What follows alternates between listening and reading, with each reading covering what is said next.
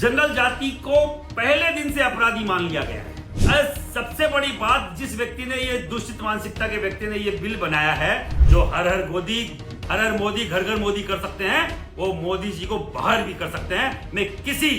नमस्कार, जय माता जी की। मैं महिपाल सिंह मकड़ा, श्री राजपूत कर्ण सेना का राष्ट्रीय अध्यक्ष। पूरे देश में एक मुद्दा चल रहा है यूजीसी का। यूजीसी क्या है? ये पूरे देश के जनरल कास्ट के जितने भी मेरे छात्र हैं, मेरे भाई हैं, युवा हैं, उनको मालूम होना चाहिए यूजीसी क्या है। क्योंकि यूजीसी के बारे में अगर मालूम नहीं है तो विरोध किस बात पे कर पाएंगे।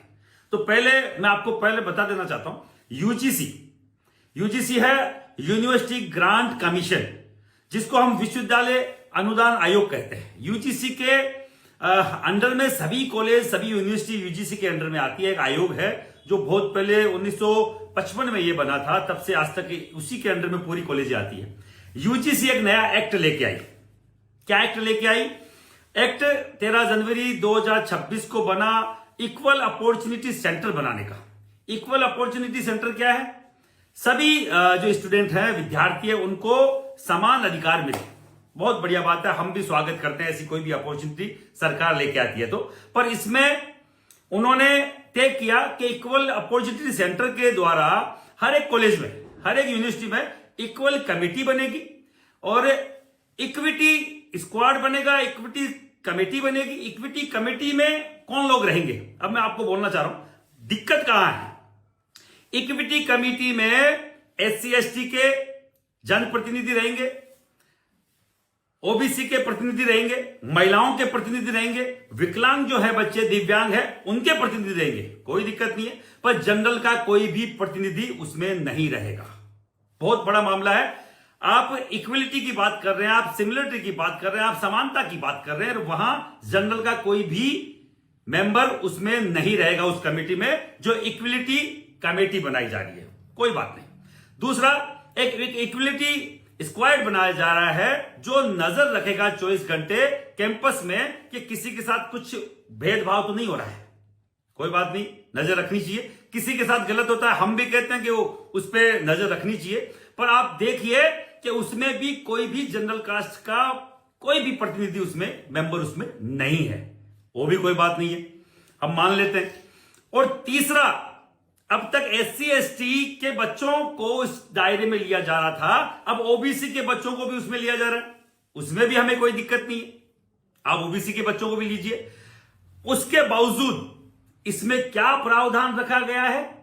सबसे बड़ा प्रावधान, अगर कोई भी व्यक्ति शिकायत करता है, उस पर कार्रवाई होगी 24 घंटे के अंदर अंदर। बहुत बढ़िया बात है, तुरंत कार्रवाई होनी चाहिए।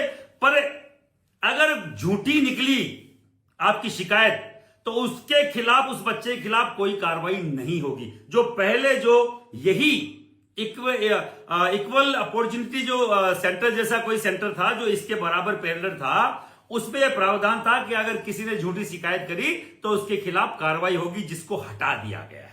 सबसे बड़ा जो विरोध का मामला है, पहला मामला। दूसरा, जनरल जाति को पहले दिन से अपराधी मान लिया गया है, क्योंकि केवल जनरल को ही इस कैटेगरी में लिया गया है, और तो ओबीसी को ले लिया गया है, SC ST को ले लिया गया है। बचा कौन है? बढ़िया ब्राह्मण, राजपूत, भूमियार, कायस्थ। अगर ज्यादा डीप में जाए तो हरियाणा, दिल्ली और पंजाब का जाट, महाराष्ट्र का मराठा, गुजरात का पटेल, बिहार का भूमियार, उन लोगों को केवल ये जो 30-35 जातियां हैं, इनको इस क्राइटेरिया में लिया गया है और मान लिया गया है कि पहले दिन से ये अपराधी हैं, क्योंकि उन्हीं के खिलाफ ये बिल आया है।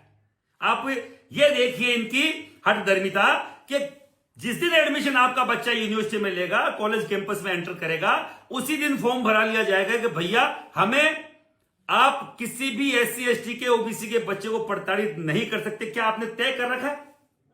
आपने पूर्वाग्रह से ग्रसित होकर यह तय कर दिया है कि साहब शोषण है, प्रताड़ना है, यह केवल जनरल कास्ट के बच्चे करते हैं।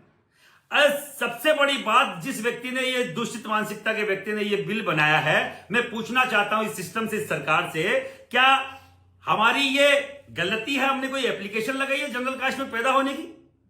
ये भगवान का किया हुआ काम है। किसी भी जाति में कोई पैदा हो, 5000 साल पुरानी कहानियां बनाकर अब तक जनरल कास्ट को प्रताड़ित करने के अलग अलग जो आप कभी एक्ट ला रहे हैं, SC ST एक्ट, कभी किसी SC ST के व्यक्ति ने आपसे इस तरीके का एक्ट नहीं डिमांड करी। आपने आज से 5 साल पहले उठा के हम पे थोप दिया कि बिना, जब तक जांच नहीं होगी उनकी जमानत नहीं होगी, जब तक वो जेल के अंदर रहेगा। और 95% तक फर्जी मुकदमे दर्ज हुए, पता ही नहीं कितने हजार, सुप्रीम कोर्ट ने डिक्लेयर किया, पता नहीं 68,000 मुकदमे समथिंग फर्जी जनरल कास्ट के लोगों पर SC ST के मुकदमे दर्ज हुए, जो खुद सुप्रीम कोर्ट मान रहा है कि बहुत ज्यादा अनसिमिलरिटी है, बहुत ज्यादा प्रताड़ना है ये किसी समाज के खिलाफ। और आप देख लीजिए, भारत के सबसे टॉप 5 जो चैनल्स है उनके रेटिंग आ रही है कि जो राजस्थान यूनिवर्सिटी है, चाहे कोई सी भी यूनिवर्सिटी है, किसी भी यूनिवर्सिटी में जातिगत जो भेदभाव है उसकी शिकायतें कितनी है मैं आपको बताऊं। 0.15% शिकायतें आई है और कोई इस नए ड्राफ्ट की डिमांड किसी ने नहीं करी। नए एक्ट की किसी भी व्यक्ति ने डिमांड नहीं करी, किसी भी जाति समुदाय ने इसकी डिमांड नहीं करी। पर इस केंद्र सरकार ने, भाजपा सरकार ने ये नया एक्ट लाकर आपके और अनुसूचित वर्ग के बच्चों के, अनुसूचित जनजाति वर्ग के बच्चों को, ओबीसी बच्चों को, ओबीसी की जाति के बच्चों को आपकी जाति से अलग करने का काम, एक अलग से नया एक सिस्टम पैदा कर दिया है। मेरे बचपन का कोई मित्र है, मेरे स्कूल का कोई मित्र है, पहली क्लास से 12वीं क्लास तक साथ रहता है, कॉलेज में जैसे ही आएगा और वो, मैं उससे हंस बोल नहीं सकता, मैं उससे मजाक नहीं कर सकता, मैं उसके साथ बैठ नहीं सकता, क्योंकि कब क्या मालूम किस व्यक्ति के द्वारा उसको बहकाकर मेरे खिलाफ एक एप्लीकेशन दिला दी जाए, मेरे बच्चों के खिलाफ एक एप्लीकेशन दिला दी जाए और उस एप्लीकेशन में यह लिख दिया जाए कि इसने मेरे साथ गलत तरीके का अनुचित व्यवहार किया है, लिंग के आधार पर, जाति के आधार पर, धर्म के आधार पर, क्षेत्र के आधार पर। किस किस आधार, ये इन्होंने 5-7 आधार दिए हैं। आप समझ नहीं सकते कि मैंने अगर किसी को यादव साहब बोल दिया, किसी को मीणा जी बोल दिया, तब भी मेरे खिलाफ मुकदमा दर्ज हो सकता है, जबकि मैं उनको सम्मानजनक शब्दों से मैं उनको बुला रहा हूं, उनको सम्मान दे रहा हूं, पर कोई फर्क नहीं पड़ता कि कब आपके खिलाफ इस तरीके का मुकदमा दर्ज हो जाए। और जिन लोगों के साथ मैं बचपन से खेला बड़ा हुआ हूं वही मेरे दुश्मन हो जाए, इसका कोई इसमें क्राइटेरिया नहीं दिया है। पीड़ित ओबीसी SC ST को ही माना जाएगा, जनरल को कभी पीड़ित नहीं माना जाएगा। जनरल शिकायत नहीं कर सकता, जनरल समाज का, जनरल कैटेगरी का छात्र, क्योंकि वहां उनका कोई प्रतिनिधि है ही नहीं। उस पूरी कमेटी में जनरल को सुनने वाला ही कोई नहीं है। अगर झूठी खबर है तो भी आप प्रताड़ित है, सच्ची खबर है तो आपको सीधा सीधा जेल होना ही होना है। और सबसे बड़ी बात मैं आपको बताऊं, आपके समाज का कोई टॉपर बच्चा है, कोई गोल्ड मेडलिस्ट है और उसको अगर खराब करने की कोई साजिश कोई रच रहा है, तो आप देखिए JNU में हर दिन डफली बजा के कई सालों से आप लोग सुन रहे हैं कि तिलक तराजू और तलवार, इनको मारो जूते चार। तो ऐसे घृणित मानसिकता के जो छात्र हैं, जो पहले से यूनिवर्सिटी में, कॉलेज में अध्ययनरत हैं और पढ़ रहे हैं, उनको आप किस कैटेगरी में रखेंगे? मैं पूछना चाह रहा हूं केंद्र सरकार को, नेताओं को, मेरे माननीय उन मंत्रियों संत्रियों को जिनको हमने चुन के भेजा। आप हमें ये सीधा सीधा बताइए कि ऐसे जो मानसिकता जिनकी ऑलरेडी घृणित है, उनको किस कैटेगरी में रखेंगे? क्या उनकी शिकायत पे, वो तो ऑलरेडी शिकायत कर रहे हैं, हमें जूते मारने की बात कर रहे हैं, तो वो तो ऐसा बिल आते ही हमें फंसाने का काम करेंगे पहले दिन से, फर्स्ट डे से। और सबसे बड़ी बात, टीचर से लेके छात्र सभी इस जद में है, टीचर भी इस जद में है। अगर टीचर ने किसी को डांट दिया, ओबीसी के या SC ST के बच्चे को, अगर उसका ध्यान पढ़ाई में नहीं है या वो गलत व्यवहार टीचर से कर रहा है या किसी और स्टूडेंट से कर रहा है, तो टीचर पे भी वही SC ST का मुकदमा दर्ज होगा और बकायदा उसको अपनी नौकरी से हाथ धोना पड़ेगा, जेल की हवा खानी पड़ेगी। और वो का वही प्रावधान उस बच्चे को भी है जो जनरल का है, जिसकी कोई गलती नहीं है। एक बात मैं पूरे देश से बोलना चाह रहा हूं, क्या बच्चियां अब अपनी सुरक्षा कर पाएगी? अपनी इज्जत आबरू बचा पाएगी?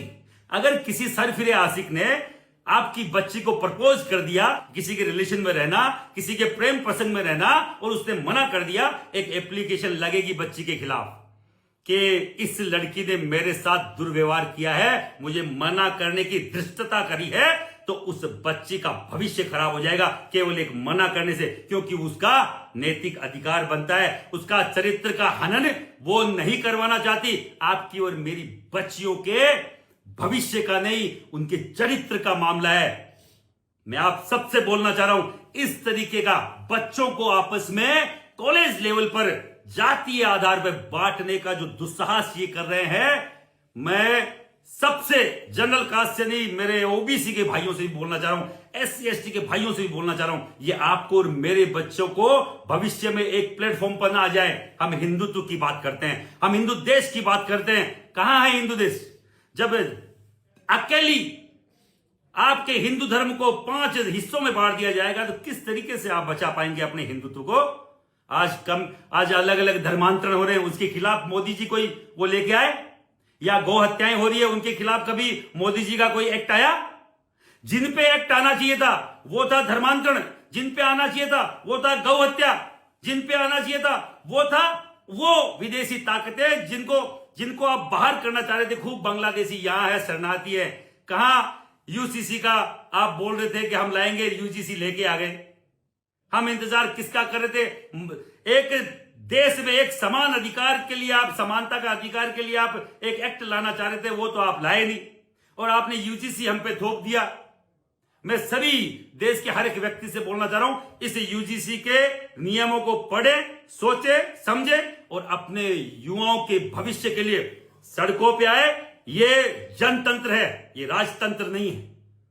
आपके और मेरे सम्मिलित वोटों से ही इस भारत सरकार की नींव है, इस भारत सरकार का अस्तित्व है। अगर अभी नहीं तो कभी नहीं, आने वाले दिनों में राजस्थान की विधानसभा घेर के हम पूरे भारत बंद का ऐलान करेंगे। आप सब लोगों के आशीर्वाद से, साथ सहयोग से मैं हर एक ब्राह्मण समाज के हर एक संगठन से टच में हूं।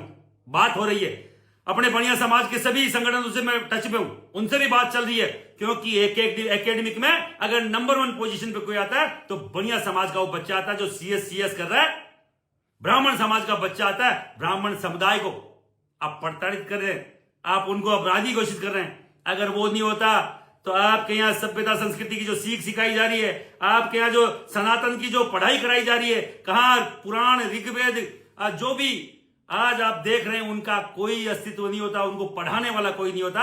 बढ़िया समाज वो जो पूरे देश को आर्थिक संबल देता है, आपको आपकी जीडीपी को उठाने का काम करता है। आप उसको आप हथकड़ियां पहनाना चाह रहे हैं, उनके बच्चों को उनका भविष्य खराब करना चाह रहे हैं। राजपूत समाज वो जो बॉर्डर पे लड़ता है इस देश के लिए।